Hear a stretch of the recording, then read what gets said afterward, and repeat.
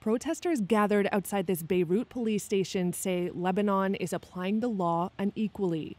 A dozen people were called in for questioning amid accusations of rioting after last week's protests over the city's massive port explosion in 2020. But demonstrators, who count victims' relatives among them, want to know, what about senior officials who have still not been taken to task for the blast? This corrupt state is demanding victims' relatives come in for questioning, said this mother of a victim. Where are those who blew up Beirut port? The blast devastated Lebanon's capital and killed 220 people. But only minor players have been brought in by authorities so far, with the work of an investigating judge paralyzed by political elites in the country's fractured sectarian system. This is William Noon, a prominent campaigner who was among those called for questioning on Monday. He lost his brother in the blast.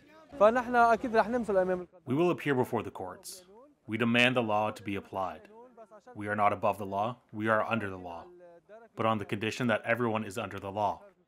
Lebanese media broadcast footage of Noon at the protest saying protesters had prepared men, rioters, dynamite, and rocks if the judiciary appointed an additional investigator to the probe, a move families fear was designed to hobble it further.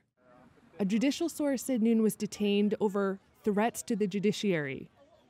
For many Lebanese, the failure of the probe into the blast reflects the impunity of the elites that have overseen decades of corrupt rule that led to the country's financial collapse in 2019.